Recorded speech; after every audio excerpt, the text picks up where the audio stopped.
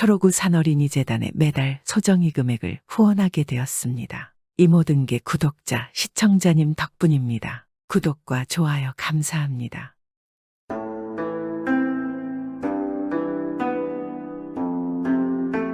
옛날 아주 먼 옛날에 이 땅에 아주 조그만한 나라에 임금과 왕비가 살고 있었습니다. 임금은 성품이 좋고 마음 또한 넉넉해서 이 땅의 백성들이 잘 따랐습니다. 그리고 추수하는 농번기에는 직접 밭에 나가서 백성들과 함께 일했습니다. 그러나 임금이 잘하는 것은 산에 가서 나무를 해오는 일이었습니다. 어릴 적부터 자주 했기 때문에 지금은 나무를 베는 기술이 엄청났습니다. 웬만한 나무꾼들도 혀를 차며 칭찬할 정도였습니다. 전하의 나무를 베는 기술은 정말 놀랍습니다. 어찌 임금님인 전하께서 저희같이 나무꾼보다 잘 베시는 것입니까? 저희는 이것이 평생업인데 말입니다. 그러자 웃으며 임금이 말했습니다. 아니다. 자네는 손기술이든 발기술이든 뭔가 하나가 있어야 하느리라. 그래서 나도 다른 것은 잘못하니 나무를 베는 것을 나의 기술이라 생각하고 하고 있다. 그렇게 임금은 백성들과 늘 함께하며 소박하게 살았습니다. 그런데 임금은 왕비와 사이에는 아름답고 활달한 성격의 공주가 있었습니다. 그런데 어느 날 공주의 생일 기념으로 임금은 왕비 그리고 공주와 함께 바다로 여행을 떠났습니다. 조촐하게 여행을 했기에 배에는 배를 모는 사람 이외에는 태우지 않았습니다. 그런데 이들이 탄 배가 바다 한가운데로 나아갔을 때 갑자기 커다랗고 맹렬한 폭풍이 그들을 덮쳐왔습니다. 임금 가족이 탄 배는 나뭇잎처럼 물결에 휘말리더니 끝내는 암초에 부딪혀서 부서지고 말았고 다른 선원들은 모두 실종이 되었는데 임금의 가족들은 다행히 목숨을 건져서 해안까지 나올 수 있었습니다. 그런데 하필이면 임금의 가족들이 떠밀려간 해안은 안타깝게도 적국의 영토였고 임금과 가족들은 자신들의 신분을 밝히거나 노출할 수 없었습니다. 만약에 신분이 들통나는 날에는 세 사람의 목숨을 보존하기 어려운 처지였습니다. 임금의 머릿속은 복잡해졌습니다. 이런 어떻게 해야 하는 것인가? 당장 고국으로 가려 해도 배도 없고 왕비와 어린 공주를 데리고 국경까지 가는 것은 무리다. 그러면 앞으로 세 식구가 어떻게 살아가야 될 것인가? 그리고 무얼 해서 이 왕비와 공주를 먹여 살려야 될 것인가? 그렇지, 사람들이 인적이 드문 산 속에서 살며 나무를 팔아서 살자. 그렇게 임금은 많은 생각 끝에 나무꾼이 되기로 마음을 먹었습니다. 처음에는 해보지 않았던 일들이 견딜 수 없고 또 어려웠으나 어릴 때부터 나무를 배워왔기 때문에 점차 익숙해져 갔고 또 아무것도 몰랐던 자신이 이렇게 본인만의 힘으로 살아가게 되는 것에 즐겁기도 했습니다. 그렇게 몇 년이 지나고 나무꾼이 된 임금의 딸은 자라서 정말 누구와도 비할 데 없이 아름다운 처녀가 되었습니다. 그리고 정착해서 살게 된 적국의 왕자도 이 처녀의 미모에 대한 소문을 듣게 되었습니다. 마침내 왕자도 혼례를 올릴 나이가 되었고 신부감을 찾고 있었습니다. 그러던 어느 날 우연히 나무꾼의 딸을 보게 되었는데 그 순간 왕자는 마음을 빼앗겼고 반드시 그녀를 아내로 맞이하리라 다짐하였습니다. 왕자는 궁궐로 돌아오자마자 자신의 아버지인 임금에게 말했습니다. 아바마마, 저 산속의 나무꾼의 딸이 제 마음에 꼭 듭니다. 그녀를 아내로 맞이하겠습니다. 그러니 임금의 반응은 당연했습니다. 가난한 나무꾼의 딸을 너의 아내로 맞이한다는 말이냐? 그럴 순 없다. 너의 아내는 이 나라의 왕비가 될 터인데 어찌 근본도 모르는 나무꾼의 딸을 아내로 맞이하려 하느냐? 임금은 반대하였지만 왕자는 자신의 입장을 굽히지 않고 계속 말했습니다. 아바마마, 만약 아바마마께서 그 처녀를 허락하지 않으신다면 저는 평생 결혼을 하지 않고 홀몸으로 살겠습니다. 그동안 자신의 말이라면 착실히 따르던 왕자가 그런 태도를 보이자 임금은 당황했습니다. 아니 그러면 우리 왕가의 핏줄이 끊기는 것이 아니냐? 내가 자식이라고 너밖에 없는데 그러면 이 나라의 후세는 어떻게 한단 말이냐? 아무리 여자에 빠져도 이것은 말이 되지 않는다. 제발 정신 좀 차리거라. 내가 그 처녀보다 더 좋은 조건과 이 나라의 최고로 아름다운 처녀를 알아보마. 아바마마, 그러실 필요가 없습니다. 전 그녀를 처음 보는 순간 연모하는 마음이 생겼습니다. 단지 그녀가 미모가 아름다워서가 아니라 알 수 없는 감정이 솟구쳤습니다. 저희 이런 마음은 확고합니다. 그녀가 아니면 누구하고도 만나지도 혼인하지도 않을 것입니다.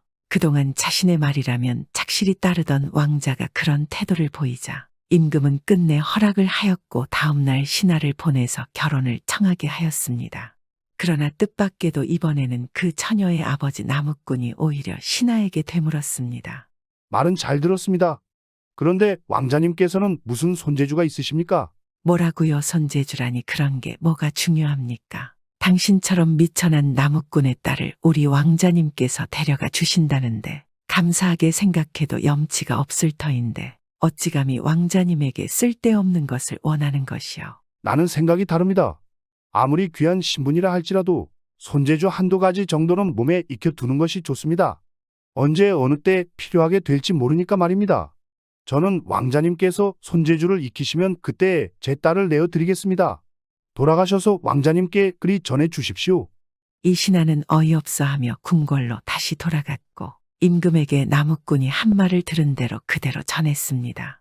그러자 가뜩이나 혼인이 마음에 안 드는데 근본도 없고 가난한 나무꾼에게 그런 소리를 듣자 임금은 노발대발하는 것입니다. 그 나무꾼이 실성을 한 것이 아니냐? 여봐라, 너는 다시 그 나무꾼 놈에게 가서 조건 따위 붙이지 말고 당장 혼인에 응하라 전하거라. 안 그러면 혼이고 뭐고 아주 그 가족들을 곤욕을 치르게 할 것이다. 그렇게 신하는 다시 나무꾼에게 찾아갔지만 나무꾼은 같은 말만 되풀이할 뿐이었습니다. 왕자님이 손재주를 익히신다면 그때 제 딸을 드리겠습니다. 그리 어려운 것도 아닌데 그걸 못하면서 딸을 내놓으라는 것은 어불성설입니다. 아무리 고귀한 이 나라의 왕자라도 결국 제사위입니다. 제가 말한 대로 하지 않으면 다시 오지 않았으면 좋겠습니다. 신하는 결국 체념한 듯 다시 궁궐로 돌아갔고 임금에게 같은 말을 전했습니다. 임금은 너무 화도 나고 어이가 없었지만 그래도 왕자를 위해 참고 참았습니다. 그래서 임금은 하는 수 없이 왕자를 불러 말했습니다. 그토록 권하는 결혼은 내가 어떤 것이든 손재주를 하나 익혀야 할 수 있을 듯싶구나. 그러니 뭐라도 한 가지를 익히도록 해라. 손재주 말입니까? 알겠습니다. 내가 바라던 아내를 얻는다는데 그것도 못하겠습니까? 제가 최선을 다해서 손재주를 익혀보겠습니다. 왕자는 어떤 손재주를 익힐 것인가 고민을 하다가 바구니를 만드는 사람에게 찾아가서 바구니를 엮는 재주를 익히기 시작했습니다. 왕자의 재주는 생각보다 뛰어났고 금세 바구니 만드는 재주를 익혔습니다. 왕자는 몇 달 뒤에 본인이 손수 만든 바구니를 가지고 나무꾼을 찾아갔습니다. 나무꾼은 왕자가 가져온 바구니를 보며 무척 놀라 하였습니다. 오, 정말 그럴듯한 바구니입니다. 이것을 직접 만드셨습니까? 그렇습니다. 내가 따님을 생각하며 식사도 거르고 이 재주를 익혔습니다. 이 바구니를 만드는데 얼마나 걸리셨습니까?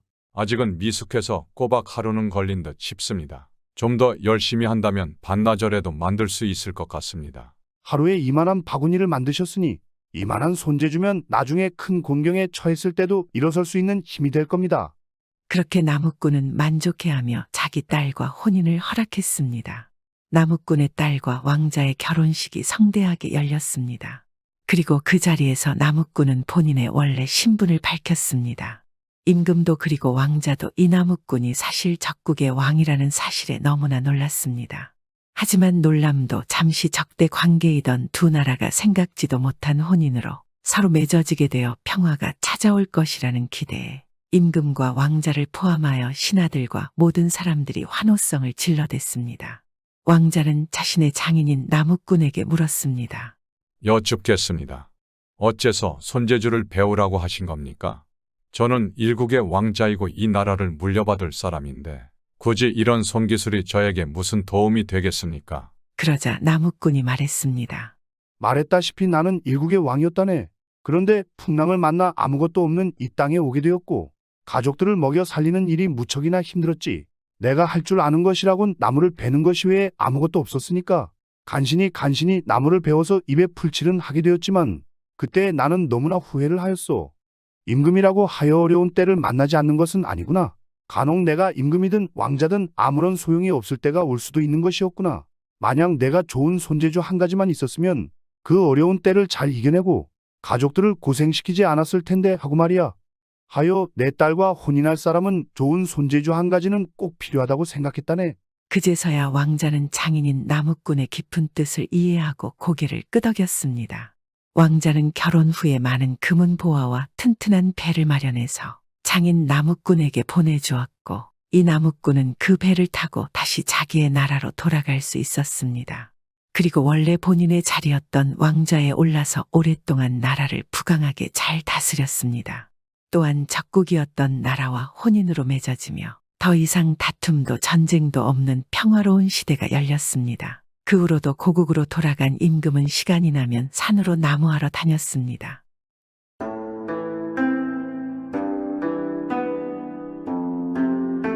옛날 옛적 어느 마을에 사냥꾼 칠보기가 살고 있었습니다. 그는 결혼도 하지 못한 노총각이었으며 일가 친척들도 없이 외로이 사냥만 하면서 살아갔습니다. 당연히 매일 사냥만 하면서 산에서만 사니 여자를 만날 수 있는 기회도 없을 뿐만 아니라 사냥에 너무 빠져 주변의 친구도 거의 사귈 수가 없었습니다. 그래도 마을에서는 이름난 명포수 사냥꾼이었습니다.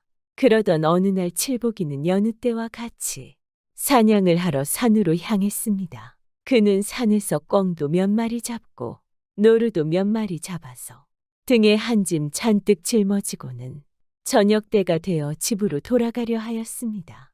그는 돌아가는 길에 잠시 쉬려고 죄다 허물어져 가는 사찰 근처에 이르러 짐을 벗어놓고는 담뱃대에 담뱃불을 붙여 피기 시작하였습니다. 그렇게 잠시 평화롭게 쉬고 있는데 갑자기 사찰 근처에서 슬피 우는 꿩 소리가 나기 시작하였습니다. 뭐야, 이건 꽁소리잖아. 먹잇감이 앞에 있는데 그냥 갈 수야 없지. 힘들더라도 한 마리만 더 잡고 가야겠다. 사냥꾼 칠보기는 하루 종일 그렇게 등이 무거울 정도로 많은 짐승을 잡아가지고 오는 길이지만 꿩의 소리를 듣고는 그래도 그것을 또 잡을 욕심이 나기 시작하였습니다. 역시 천성 사냥꾼 칠보기 아니겠습니까? 바로 피던 담뱃불을 끄고 다시 총에다 총알을 잔뜩 재어가지고는 꿩의 소리가 나는 곳을 찾아갔습니다. 그런데 꿩이 있는 곳을 가서 보니 웬일인지 꿩은 다른 곳으로 날아가지를 못하고 공중으로 펄떡 날아서는 꺽거덕 소리를 치고는 다시 땅으로 내려앉곤 하는 것이었습니다. 그것이 한 번만 그렇게 하면 이상할 것이 없겠지만 그렇게 하기를 수십 번을 하니 뭔가 다른 이유가 있는 것이 아니겠습니까? 또한 그 우는 소리가 매우 비통하고 또 날아오르는 힘이 차차 줄어서 처음에는 땅에서 높이 날아오르던 것이 나중에는 불과 1미터 이상을 더 날아오르지도 못하였으며 그 우는 소리도 갈수록 점점 약해지는 것이었습니다. 칠보기는 매우 이상하게 생각하여 조금 가까이 가서 보니 그것은 다른 게 아니라 아주 징그럽고도 큰 구렁이 한 마리가 절구통 같은 몸뚱이로 바위 위에서 꿩을 잡아먹으려고 하는 게 아니겠습니까? 구렁이는 방울 같은 눈에 머리를 하늘을 향하여 들고는 찢어진 혓바닥을 이따금 널름거리며 꿩을 노리고 있는 것이 아니겠습니까? 사냥꾼 칠보기는 자기도 날마다 꿩을 몇십 마리씩 잡는 터이지만 구렁이에게 잡혀먹을 것 같은 꿩을 보니 스스로 측은한 생각이 나기 시작하였습니다. 처음에 꿩을 잡으려던 생각은 어디로 가고 구렁이란 놈이 너무도 밉고 괘씸하다는 생각이 들었습니다. 이 괘씸한 구렁이, 나 같은 사람은 혹여나 짐승을 잡아먹을 수도 있지만 같은 짐승으로서 남을 잡아먹는 놈은 참으로 고약한 것이다. 그 구렁이란 놈이 꿩을 보았기에 그렇지. 만일 사람이라도 잘못 걸렸으면 저놈에게 저렇게 죽게 될 것이 아니냐. 지금이라도 내가 저놈을 당장에 죽여버려야지. 그대로 두었다가는 추후에 짐승이나 사람을 얼마나 해칠지 모르겠다. 하고 중얼거리며 구렁이를 잡으려고 총알을 잔뜩 재어가지고 있던 총을 들고 그 구렁이를 향하여 한번 맵시 있게 탕하고 방아쇠를 당겼습니다. 칠보기는 명포수 사냥꾼 아니겠습니까? 바로 구렁이는 단번에 머리를 맞아서 찍소리를 크게 치고는 피를 흘리며 몸뚱이를 한참 동안이나 이리 꿈틀거리고 저리 꿈틀거리며 무섭게도 야단법석을 하다가 최후의 비명을 울리면서 그만 죽고 말았습니다. 그 모습을 본 칠보기는 여간 통쾌한 마음을 금치 못하며 얼굴에 미소를 띠기 시작하였습니다. 또한 공중으로 자꾸 날아오르며 비명을 지르던 꿩은 그만 정신을 잃은 듯이 땅에 떨어져 숨을 허덕허덕하고 있었습니다. 칠복이는 바로 꿩에게 달려가 그 꿩이 혹시나 죽을까 염려하여 땅에 떨어진 꿩을 고이고이 잡아가지고 개천에 가서 물도 먹이고 또 자기가 먹다 남은 밥알을 주니 꿩은 점점 정신이 돌아오기 시작하였습니다. 맨날 꿩을 사냥하던 칠복이가 위험에 빠진 꿩을 살려주게 된 것이었습니다. 그 후 정신이 돌아온 꿩은 칠복이에게 감사하다는 인사를 하듯이 그에게 향하여 머리를 두어 번 꾸벅꾸벅하고는 그만 산골짜기로 날아가 버렸습니다. 과연 꿩과의 인연은 여기서 끝인 것일까요? 그 후 며칠 뒤에 칠복이는 또 다시 산으로 사냥을 하러 나갔습니다. 항상 산에만 가면 꿩이나 노루사슴 같은 것을 몇 마리씩 어렵지 않게 잡았지만 그날은 웬일인지 아침부터 저녁 때까지 돌아다녀도 꿩과 노루 같은 것은 고사하고 조그마한 새나 토끼 같은 것도 하나도 만나볼 수가 없었습니다. 또한 간혹 만나서 총을 쏜다 하여도 늘 백발백중으로 잘 마치던 명포수였지만 희한하게 오늘만은 빗나가며 도무지 한 마리도 잡지를 못하였습니다. 칠복이는 이상하게 생각은 들었지만 그날은 그만 재수가 없는 날이라 생각하고 다시 사냥할 생각은 단념하고 빈 망태에다 총을 둘러매고는 어슬렁어슬렁거리며 집으로 돌아오려고 하였습니다. 하지만 갑자기 그때 사찰 근처에서 뜻밖의 산돼지 한 마리가 튀어나온 것이 아니겠습니까? 그렇지 않아도 칠복이는 빈손으로 집에 돌아가기가 섭섭하여 혹시나 집으로 돌아가다가 메추리 같은 새라도 있으면 몇 마리 잡아가려고 하던 차에 큰 산돼지 한 마리를 만나고 보니 여간 반갑지 않았습니다. 오냐 잘 되었다.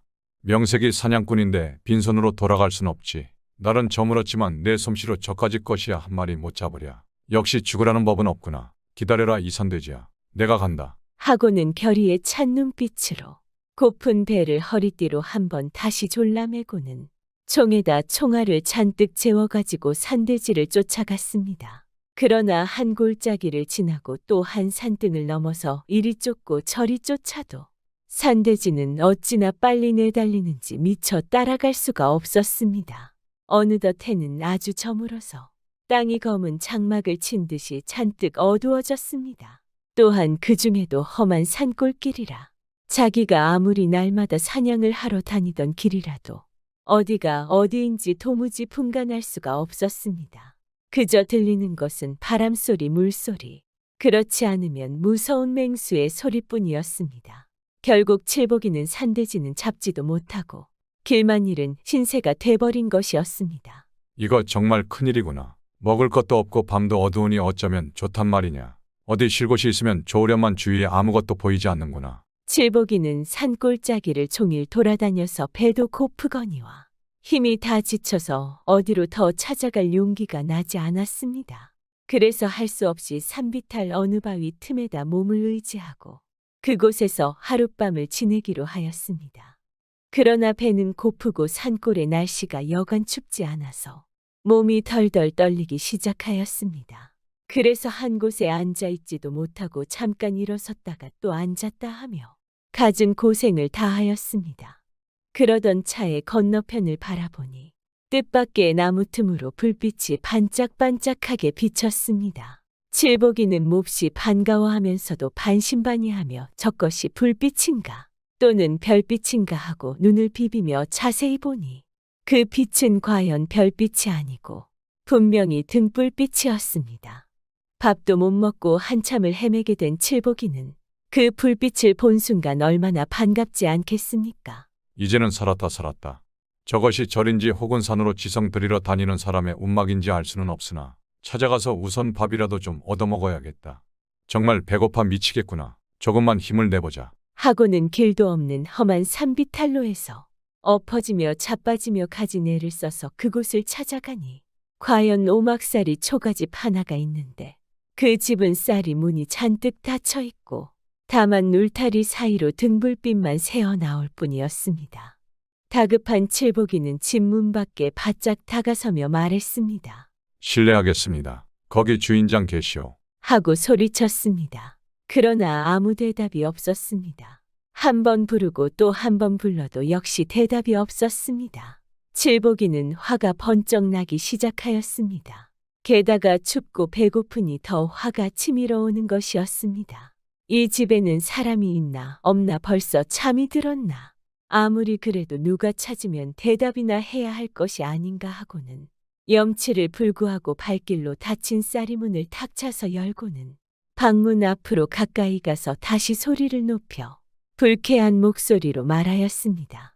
여보시오. 주인장 계시오. 안에 계시면 대답이라도 좀 하시오. 하니 그제서야 방 안에서 낭낭한 여인의 목소리가 들리기 시작하였습니다. 누구십니까? 아니, 이 아닌 밤중에 남자도 없고 여자만 혼자 사는 집에 누가 그렇게 무리하게 막 들어오십니까? 어서 빨리 돌아가세요. 용건이 있으시거든 내일 다시 찾아오세요. 낭자, 우선 미안하게 됐소이다. 너무 다급한 나머지 무례한 행동을 한 것 같소. 나는 아랫마을에 사는 사냥꾼이요. 오늘 사냥을 왔다가 밤중에 길을 잃어 집으로 돌아갈 수도 없고 추위와 굶주림에 시달리다 못해 댁에서 하룻밤만 폐를 끼치려고 염치불구하고 이렇게 왔소. 절대 나쁜 사람이 아니니 불안해하지 말고 하룻밤만 재워주시면 안 되겠소. 그럼 이 은혜를 평생 잊지 않겠소. 하고 칠복이는 애걸하다시피 사정을 말하였습니다. 당신의 사정은 그렇지만 우리 집에는 남자도 없고 나 혼자만 사는 터이니 어찌 이 밤에 같이 잘 수가 있겠습니까? 죄송하지만 어서 돌아가세요. 저도 어찌할 방법이 없습니다. 아이고 그러면 어찌하겠소. 물론 남녀가 유별하지만 이 깊은 밤의 험한 산골에서 이 집에 의지하지 않으면 맹수에게 생명을 빼앗기거나 배고픔에 굶주려 죽을 수도 있지 않겠소. 제발 사람을 좀 살려주시오. 정말 부탁하오. 하면서 다시 한번 애걸하듯 부탁하였습니다. 아니 세상에, 총 잘 쏘는 사냥꾼도 맹수가 무섭습니까? 많이 잡은 짐승의 고기도 있겠고 털 많은 짐승의 가죽도 있을 터인데 왜 배가 고프고 몸이 춥단 말씀이십니까? 여러 말 잡고 마시고 다른 데로 어서 가보세요. 그럼 이만 저는 잠을 청하겠습니다. 여보시오. 내 말을 한 번만 더 들어보시오. 지금 나는 보다시피 잡은 짐승도 없고 있는 거라고는 이 총 한 자루뿐이오. 하며 여러 번 말다툼을 하다시피 문답을 하다가 칠복이가 하도 애원하듯이 잠자리를 청하니 여인은 결국 못 이기는 척하고는 방으로 들어오기를 승낙하였습니다. 칠복이는 방에 들어서면서 먼저 여인을 한번 바라보니 그 여인은 나이가 한 20이 될까 말까 한데 얼굴이 천하일색으로 어여쁘게 생긴 데다가 아주 깨끗하게 단장을 하여 얼핏 보면 얼음 속에 솟은 수선화와도 같기도 하고 정말이지 선녀가 따로 없었습니다. 칠복이는 배가 고프고 몸이 추워서 아무 정신이 없는 중에도 여인을 한번 보니 정신이 번쩍 나고 취할 듯도 하고 미칠 듯도 하였습니다. 그리하여 밥을 달라거나 화롯불을 달라고 하고 싶은 생각은 어디로 달아나고 먼저 여인의 내력부터 알고 싶은 호기심이 생겼습니다. 낭자, 우선 정말 고맙소. 그런데 무엇 때문에 어디에 사시다가 이런 산골로 오신 것이오. 그리고 바깥 양반은 어디 가셨길래 여기 혼자 있는 거요? 하고 공손히 물었습니다. 칠복이 입장에서는 여인이 과부인지 결혼을 했는지 그 부분이 제일 궁금하지 않았겠습니까? 저는 과부입니다. 본래는 알만한 가정의 여자로 일찍이 출가를 하였다가 남편과 같이 수도를 하러 이 산속으로 들어왔는데 그만 몹쓸 놈의 호랑이에게 남편이 물려 죽게 되었습니다. 그러니 나 혼자 세상에 나가서 살아볼 용기가 없어. 그래서 여기에 외로이 홀로 수절을 하여 사는데 아무 때라도 그놈의 호랑이를 잡아서 원수를 갚아야 다시 시집을 가든지 죽든지 하지 않겠습니까? 그런데 저 혼자서 어떻게 원수를 갚아야 할지 모르겠습니다. 하며 눈물이 글썽글썽하면서 애통의 눈빛을 보이며 말하였습니다. 정말 그러십니까? 참 딱하게 됐소이다. 그런데 내가 이 밤에 당신 집을 잘 찾아온 것 같소. 이제 내가 당신의 원수를 갚아줄 터이니 염려 마시오. 내가 비록 다른 재주는 없으나 평생의 총은 남부럽지 않게 잘 쏘니 호랑이를 꼭 잡아 죽이겠소. 나만 믿고 기다려 주시오. 하며 칠복이는 복수심에 불타오르기 시작하였습니다. 그러자 여인은 매우 고맙다고 인사를 하고는 그제서야 매우 친절하게 굴며 몸을 녹이라고 화롯불도 갖다 주고 이불도 깔아주기 시작하였습니다. 그리고는 배고픈 칠복이를 위해 부엌으로 나가서 밥을 짓느라고 한참 부산하게 굴었습니다. 칠복이로서는 잠자리와 더불어 어여쁜 여인까지 볼 수 있으니 뜻밖의 횡재 아니겠습니까? 오늘은 뜻밖의 복덕방에 들었구나. 그놈의 산돼지 때문에 길을 잃고 한때 큰 고생은 하였지만 산돼지가 아니었다면 이런 미인을 어디서 만날 수가 있겠는가. 그 중에도 여 있는 과부요. 평생 결심이 자기 남편을 잡아먹은 호랑이의 원수를 갚는 것이라니. 내가 사냥 잘하는 총술로 그놈의 호랑이를 잡아 원수를 갚아준다면 또 나하고 같이 살게 될 수도 있겠지 않는가. 이건 하늘이 나에게 주신 기회다. 절대 놓치지 말아야지. 나도 이제 장가를 갈 수 있겠구나. 하고 좋아하며 창구멍으로 부엌을 내다보며 여인의 어여쁜 자태를 더 한번 살펴보았습니다. 한 번 보고 또 한 번 더 보아도 그야말로 눈이 빠지고 창이 뚫어지도록 보았으나 하나도 험을 잡을 것이 없는 미인이었습니다.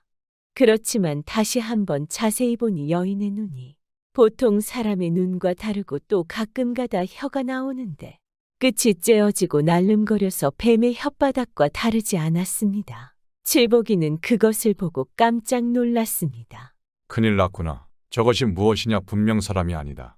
귀신이거나 그렇지 않으면 뱀 같은 무슨 짐승이로구나. 이거 이대로 있으면 안 되겠구나. 어서 도망가야겠다. 하고는 당장에 무서운 생각이 나니 온몸에 소름이 쫙 끼치고 머리끝이 쭈뼛쭈뼛하여 그만 간다 온다는 말도 할 여지가 없이 벗어놓았던 망태를 둘러매고 총도 바로 들지도 못하고 거꾸로 들고 슬며시 뒷문으로 향하였습니다. 그러나 여인은 벌써 칠복이가 도망치려는 기색을 알아차리고 소리를 치며 쫓아나와서 칠복이의 길을 막았습니다. 이 나쁜 놈아, 내 허락도 없이 가기는 어디로 간단 말이냐? 들어올 때는 네 마음대로 들어왔어도 나갈 때는 네 마음대로 나가지 못할 것이다. 내가 누구인지 네가 아니냐? 나는 다른 것이 아니라 전날에 너에게 죽은 구렁이의 아내다. 우리 남편이 까닭 없이 너에게 죽었기 때문에 며칠을 두고 원수를 갚으려고 내 별 애를 다 쓰다가 오늘 너가 드디어 내 손에 잡히게 되었는데 가기는 어디를 간단 말이냐? 너에게 마지막으로 밥이나 해먹이고 잘 때 잡아먹으려 하였는데 먼저 도망을 치니 안 되겠구나. 여기서 당장 잡아먹어야겠다. 하고 무서운 이빨을 악물고 달려들었습니다. 그러나 칠복이는 단단한 결심을 한 듯 침착한 태도를 가지고 여인에게 말하였습니다. 이보시오. 원수를 갚는다 하여도 내 말이나 좀 자세히 들어보고 어찌하든지 하시오. 당신의 남편과 나하고야 평소 피차에 무슨 원한이 있었겠소. 우연한 기회에 본 당신의 남편이 너무 자기의 힘만 믿고 욕심을 부려서 아무 죄도 없는 꿩을 잡아먹으려고 하기에 하도 밉기도 하고 또 약한 편에 꿩이 너무 불쌍해서 부처님 같은 대자비한 마음을 가지고 그리한 것이니 내가 무슨 잘못이 있겠소. 또 당신과는 원수가 되었더라도 꿩에게는 큰 은인이 되지 않았소. 그러니 어찌 나를 함부로 잡아먹을 수 있단 말이오. 이 말을 들은 여인은 칠복이의 말이 한편으로 그럴듯하다고 생각하여 다시 말하였습니다. 당신이 그와 같이 말을 하니 내가 이 자리에서 당장 잡아먹지는 않을 것이다. 하지만 둘이 다시 내기를 하여 당신이 지면 내가 당신을 잡아먹고 내가 지면 당신을 잡아먹지 않고 놓아줄 것이다. 내기는 다른 것이 아니라 골짜기 너머에 있는 사찰에서 종소리가 끊어진 지 벌써 여러 해 되었는데 지금부터 1시간 안에 그곳에서 종소리가 나면 놓아주고 그렇지 않으면 바로 잡아먹겠다. 정확히 1시간이다. 이것이 내가 너에게 줄 수 있는 마지막 배려다. 아무도 없는 사찰에서 종소리라니. 여인의 말은 마치 배려해 주는 척하지만 아무리 생각해봐도 말이 되지 않는 소리지 않겠습니까? 그러나 사냥꾼 칠복이는 당장에 잡혀 죽는 것보다는 다소 시간의 여유가 있는 것이 좀 나을 듯하여 그러자고 승낙하였습니다. 그러나 10분, 20분, 30분 또 50분이 어느덧 넘었으나 종소리는 도무지 들리지 않았습니다. 다른 절의 종 같으면 그래도 모르지만 사람 하나도 없는 빈절에서 종이 저절로 울리기는 만무하였습니다. 덧없이 시간은 자꾸 흘러서 겨우 1, 2초밖에 아니 남고 종소리는 들리지 않으니 여인즉 암구렁이는 다시 주홍 같은 입을 벌리고 무서운 혀를 날름거리며 사냥꾼 칠복이를 잡아먹을 준비를 하고 있었습니다. 하지만 바로 그때 뜻밖의 신기하게도 빈 사찰에서 별안간 종소리가 요란하게 들리기 시작하였습니다. 그러자 그 여인은 그만 눈물을 흘리면서 한숨을 쉬고는 칠복이에게 말하였습니다. 할 수 없구나. 운수는 할 수 없다. 너는 살팔자로구나. 정말 운이 좋구나. 나의 남편이 죽은 것도 어찌 보면 자기의 잘못이니 누구를 원망하겠는가? 나도 남편에게 돌아가야겠구나. 하고는 몸을 두어 번 뒤틀더니 다시 커다란 남구렁이가 되어 자빠져 죽고 말았습니다. 어떻게 아무도 없는 사찰에서 종소리가 들린 것일까요? 칠복이는 너무 궁금하기도 하고 밤중에 빈 사찰에서 종소리가 나는 것이 하도 신기해서 이튿날 아침에 바로 그 사찰로 찾아갔습니다. 사찰에 도착한 칠복이가 그 종 밑을 보니 2마리의 꿩이 죽어서 떨어져 있는 것이었습니다. 그 꿩은 다른 것이 아니라 구렁이로부터 칠복이가 살려준 꿩의 부부가 은혜를 갚으려고 거기에 와서 머리가 깨어지도록 머리로 총을 쳐서 소리를 내고 죽은 것이었습니다. 칠복이는 그것을 보고 마음에 감동이 되어 눈물을 흘리며 죽은 꿩 2마리를 가져다가 산에 잘 묻어주었습니다. 그 후 칠복이는 더 이상 자신을 살려준 꿩을 생각하니 사냥꾼을 할 수 없게 되었고 일상적인 생활로 돌아와 꿩에게 받은 은혜를 생각하며 다른 사람들에게 은혜를 베풀고 항상 감사한 마음으로 소소한 일상을 살게 되었습니다. 여우고개. 옛날에 남태령은 과거 한양에서 과천을 거쳐서 수원을 가던 옛 길이었습니다. 또한 삼남지방으로 통하는 길이었고 정조대왕의 아버지 사도세자의 묘에 찾아가던 길이었습니다. 본디 이 남태령은 나무가 아주 많고 어둡고 후미진 곳이 많았습니다. 그래서 관악산에서 살고 있는 여우들이 많이 나타나는 곳이었습니다. 때문에 사람들은 이 고개를 여우고개라고 부르고 있었습니다. 하루는 정조대왕이 수원 화성에 모신 아버지 사도세자의 능원에 행차를 하고 있었습니다. 그 행차가 남태령 고개에 이르자 정조대왕은 어가를 멈추고 잠시 쉬어가자고 하였습니다. 쉬고 있던 정조대왕은 근처에 있던 한 노인에게 물었습니다. 이 고개의 이름이 무엇인가? 그러자 노인이 정중히 대답했습니다. 남태령이라 하옵니다. 정조대왕은 노인의 말에 고개를 갸우뚱하였습니다. 사실 정조대왕은 고개의 이름을 알면서도 그냥 물어본 것이었기 때문입니다. 일찍이 고려의 명장으로 알려져 있는 강감찬 장군이 이 고개를 지나다가 여우들의 장난이 너무나 심해서 크게 꾸짖으며 여우들에게 호령하기를 너희들 여우들이 다시 이곳에 나타나는 날이면 너희들 족속들은 모두 멸종을 당할 줄 알아라. 한 뒤로는 다시는 이 고개의 여우가 나타나지 않았다는 전설도 알고 있었습니다. 그러니 정조는 속으로 자신을 속인 이 노인이 괘씸하였습니다. 내가 설마 이 고개의 이름을 모를 것이라 생각하고 나를 속이는 것인가? 어찌 나에게 거짓을 말한 것인가? 정조가 노인에게 말하자 노인은 깜짝 놀라서 정조 앞에 그대로 엎드렸습니다. 그리고 말했습니다. 아이고 전하 죄송합니다. 소인이 죽을 죄를 지었습니다. 아니 무슨 다른 뜻이 있어서 감히 전하께 거짓으로 고개 이름을 말씀드린 것은 아닙니다. 이 고개의 이름은 여우고개이온데 전하께 감히 상스러운 이름을 함부로 말하는 것이 너무나 황송하여서 그저 생각나는 대로 말씀드린 것이었습니다. 정조는 말을 듣고는 고개를 끄덕이며 아니 그럼 어찌하여 남태령이라고 말한 것인가? 하고 물었습니다. 그러자 노인은 대답했습니다. 그것은 이 고개가 한양 도성에서 남쪽으로 오면서 맨 처음에 있는 큰 고개이옵기 때문입니다. 그래서 그리 말한 것입니다. 하고 대답하였습니다.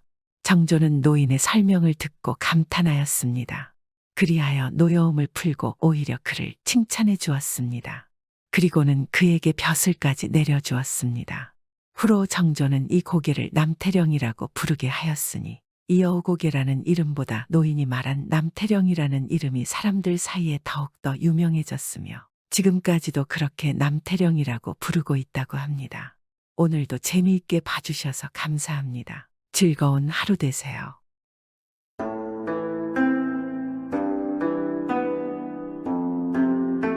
이번에는 황희정 승부인 이야기를 하려 합니다. 오늘도 재미있게 들어주세요. 황희정승이야 모르는 사람이 어디 있겠습니까? 그런데 황희정승만큼 현명한 황희정승부인이 있었습니다. 그 황희정승과 그의 부인 이 총각 처녀 짝지어준 이야기 하나 할까 합니다. 옛날에 궁녀라고 하면 이게 임금이 가진 물건이나 다름없었거든 말입니다. 임금이 죽어라 하면 죽는 신용이라도 해야 하는 게 궁녀 신세란 말입니다. 게다가 임금 얼굴 한 번 못 보았어도 평생을 수절하며 살아야 하는 게 또한 궁녀 신세지 않겠습니까? 그러니 궁녀가 임금 몰래 외간 남자를 만난다는 건 곧 목숨을 내놓은 일이 아니고 뭐겠습니까? 그런데 그렇게 목숨을 걸고 한 총각을 만나는 궁녀가 있었나 봅니다. 원래 이 처녀 총각은 한 동네에 살면서 일찍부터 장례를 약속한 사이였는데 처녀가 그만 사냥 나간 임금 눈에 들어 궁궐로 들어가게 된 것입니다. 그러니 한시도 처녀를 못 잇는 총각은 밤마다 수십 리 길을 걸어 궁궐로 달려가곤 했습니다. 남의 눈을 피해 궁궐담을 넘어 들어가서 대나무 숲에 숨어 있으면 처녀가 또 남의 눈을 피해 대나무 숲으로 와서 만나곤 했던 것입니다. 이렇게 위태위태하게 몰래 만나던 두 사람은 그만 어느 날 내시한테 들키게 됐습니다. 총각은 잽싸게 담을 넘어 달아났는데 처녀야 어디 달아날 데가 있겠습니까? 꼼짝없이 잡혀서 문초를 당하게 되었습니다. 곤장을 맞고 주리를 틀리면서도 처녀는 끝내 사랑하는 사람 이름을 대지 않았는데 신하들이 처녀가 살던 마을에 내려가 수소문한 끝에 총각의 정체를 알아낸 것입니다. 이렇게 해서 총각은 쫓기는 신세가 됐습니다. 몇 날 며칠을 숨어 다니며 이 궁리 저 궁리하던 총각이 드디어 어질다고 소문난 황희 정승을 찾아가기로 했습니다. 그래, 이렇게 손 놓고 있으면 아무것도 할 수 없어. 방실이를 구하려면 내 목숨도 걸어야 돼. 방실이는 지금도 옥에서 고초를 당하고 있잖아. 황희정승이면 내 청을 꼭 들어줄게야. 죽기 살기로 딱한 사정을 말하고 처녀를 풀어줄 것을 청원해보리라 하고서 말입니다. 그런데 막상 황정승네 집대문 앞까지 가고 보니 더는 발길이 안 떨어지더라지 말입니다. 참대같이 곧다고 소문난 황정승에게 그런 사사로운 사정을 들이대기가 거북했던 거지 않겠습니까? 아, 직접 보고는 말 못하겠다. 다른 방법을 써야 돼. 뭔가 방법이 없을까? 생각다 못해 총각은 그동안의 사정을 종이 쪽지에 세세하게 적어서 굴비 두rum에 매달아 정승 집담 안에 던져 넣었습니다. 이튿날 아침에 황정승 부인이 장을 뜨려고 장독간에 나와보니 난데없는 굴비 한 두rum이 떨어져 있지 않겠습니까? 이상하게 생각하고 굴비 두rum을 들어 올리니 종이 쪽지가 달려 올라오거든 말입니다. 펼쳐보니 구구절절이 애틋한 사연이라 부인이 그만 감동을 했습니다. 한나라의 정승이 되어서 이런 억울한 일을 바로잡지 못하면 안 되지 않겠습니까? 그런데 이 양반 성질이 워낙 꼬장꼬장해서 탈인 것입니다. 굴비 두rum째로 내보이면 틀림없이 부정한 물건이니 내버리려 할 것이고 종이 쪽지만 불쑥 내밀었다가는 사사로운 청원이라고 읽어보지도 않고 물리칠지 모르니 이 일을 어떡한다 하고 고민하지 않겠습니까? 부인이 궁리 끝에 종이 쪽지를 다시 굴비 두rum에 매달아 마당에 놀고 있는 개한테 던져주었습니다. 정승 집에 붙어 살면서 여태 보리 누룽지만 얻어먹던 개는 이게 웬 떡이냐고 달려들어 마파람에 개 눈 감추듯 먹어치우지 않겠습니까? 그래놓고 부인이 남편 들으라고 일부러 큰 소리로 투덜거리기를 원 영감도 망령이지. 말로는 청렴이니 결백이니 하면서 뒷구멍으로 백성들 고열이나 빠는 줄 누가 알았겠나. 이러니 황정승이 깜짝 놀라 뛰어나올 수밖에 없지 않겠습니까? 뭐라고? 그게 무슨 말이오? 뭐가 백성들의 고열이야 빤다고 그러시오? 황정승이 나와보니 마당에 웬 굴비 두rum이 떨어져 있는데 벌써 개가 깨끗이 먹어치웠단 말입니다. 그러고 보니 그 굴비가 뇌물이라면 개가 받아먹은 셈인 것입니다. 물리치고 말고 할 것도 없는지라 새끼줄에 매달린 종이 쪽지를 펴보는 것입니다. 쪽지에 적힌 글을 다 읽고 나더니 가타부타 말도 없이 의관을 차려입고 휘적휘적 활개를 저으며 궁궐로 가는 것입니다. 궁궐에 들어가서 임금을 보자마자 황정승은 허 웃기부터 하는 겁니다. 임금 앞에서 큰 소리로 웃는 것은 불경이라 임금이 노여워하는 빛을 띄어도 자꾸 허허 웃기만 하니 좌중이 모두 어이가 없어서 입을 딱 벌리고 황정승 입만 쳐다보는 것입니다. 보다 못한 임금이 짜증을 내는 것입니다. 아니 경은 무슨 일로 실없이 웃는 거요? 오늘 뭘 잘못 먹고 온 것이요? 지금 정신이 나간 게요. 당장 연유를 말해보시오. 제가 오늘 오다가 아주 웃긴 이야기를 들었습니다. 그게 생각이 자꾸 나서 웃음이 나오는 것입니다. 그러자 임금이 얼마나 우스운 이야기면 저렇게 실없이 웃을까 하고 물었습니다. 대감 무슨 일인데 이렇게 웃는 거요? 나한테도 말해주시오. 소신이 방금 걸문을 들어서는데 글쎄 수찐들이와 안파리가 싸우고 있지 않겠습니까? 진드기와 파리 같은 미물이 싸운단 말은 처음 듣소. 그리고 그런 미물을 두고 암수를 어찌 가린단 말이오. 농을 하려면 좀 제대로 해야지. 말도 안 되는 이야기를 하는 게야. 글쎄 소신의 말씀을 더 들어보십시오. 수찐득이가 안파리더러 하는 말이 파리야 파리야 나하고 살자꾸나 하지 않겠습니까? 그러니까 안파리가 하는 말이 너는 어찌 세상 물정을 그리도 모르느냐? 요새 웬 시골 총각이 처녀하고 살려다가 쫓겨다니는 일을 모르느냐? 이럽디다. 그러니까 진드기가 세상에 그런 법이 어디 있느냐?